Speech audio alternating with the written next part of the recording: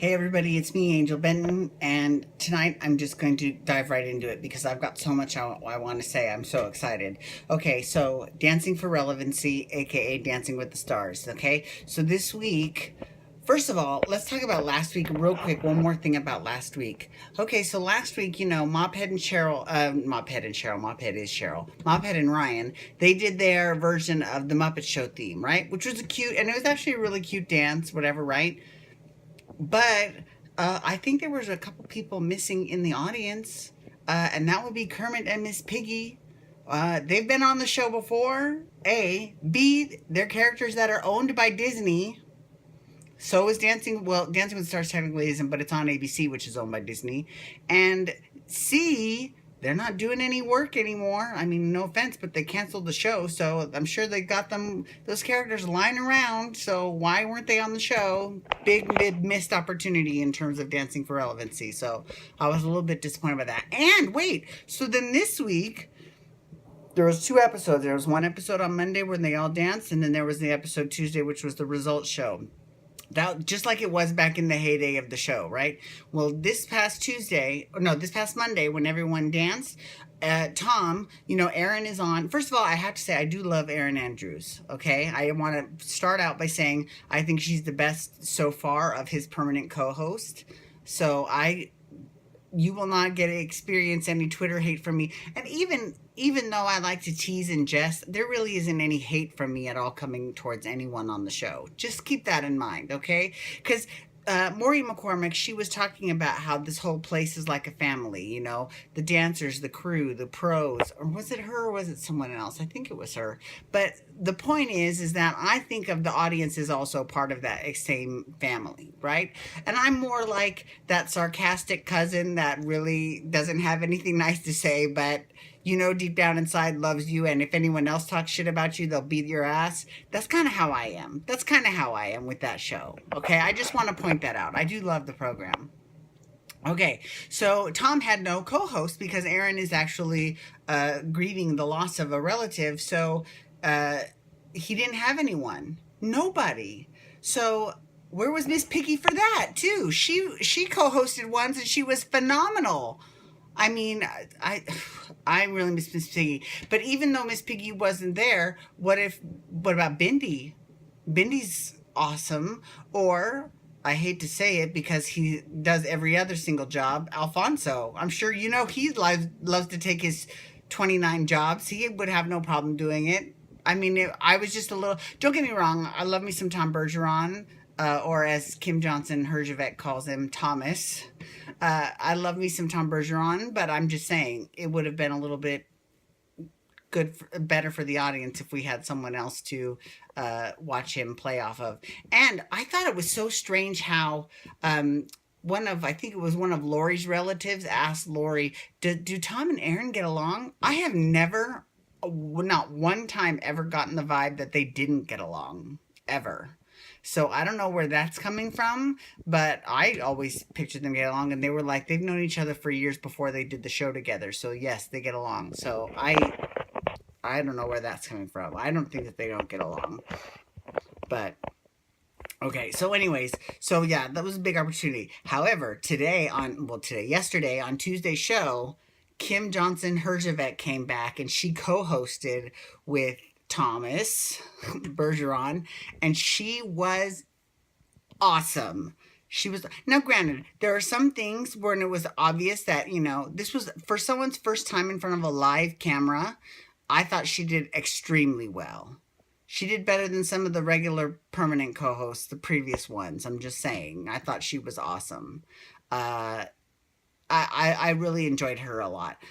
Granted, I prefer her as a pro because I love to see her, and she's a champion, two-time champion. Thank you very much. But, if I'm going to have to not see her as a pro, I would rather see her as either a judge or a co-host. I think she does a great job at either. So, kudos to you, Kim Johnson Herjavec. Okay.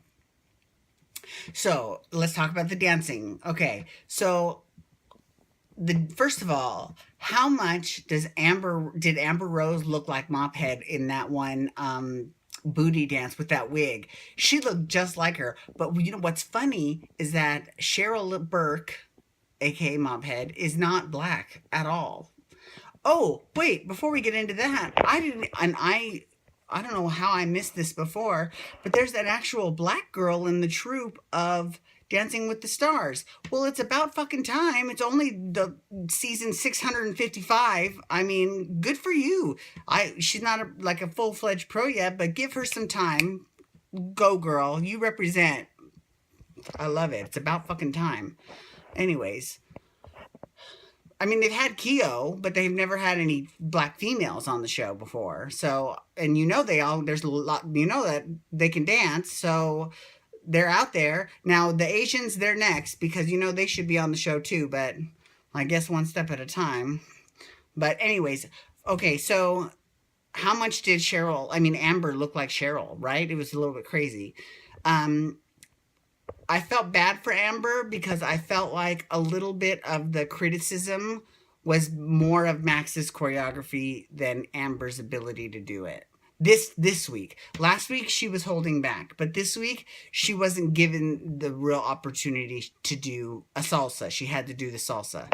And last week's premise of the show was a little bit hokey. They had to do where they had face-offs where they immediately faced off against each other, and then immediately one person was safe and the other person was in jeopardy, which that was kind of hokey. I would have rather seen Rock Week or Disney Week than that. But anyways, so I felt bad for Amber. The person who I was hella impressed with, well, first of all, was James Hinchcliffe.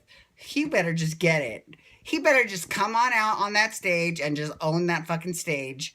Who is he? Like, he just came out of nowhere. I mean, he didn't come out of nowhere. He was an IndyCar driver, but like an IndyCar driver is like the king of Dancing with the Stars now. That's crazy. He's great though. I love watching him. He's awesome. But who else I love watching is Tara Jolie. I can't snap enough for her. She is awesome. She's a little person, but who the fuck cares? Because she dances like she is 20 feet tall. She is awesome. I love it. And when she was talking about how, Sasha, her partner, was talking about how much the words of the song that they were doing, which they were doing the Viennese Waltz to Iris by the Goo Goo Dolls, about how the lyrics of the song really applied to her.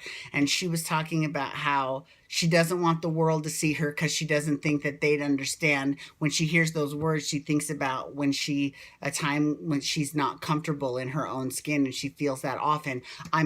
Waterworks. I was just crying both Monday and Tuesday. I had seen it before, and when they were airing the clip again, I just couldn't stop. And then what made me cry wasn't just that was sad, but that she overcame all of that to be this amazing dancer on Dancing with the Stars. Her story is incredible, and she is incredible as well. It's one thing to have a great story, but then to not be kind of great. You're kind of good, but and I could name a couple stars from past seasons who that's been, but I'm going to be nice. I'm not going to say anything, but she's not that at all. She is a contender. She is definitely at least a contender for top 4, for sure. Most definitely. She's awesome.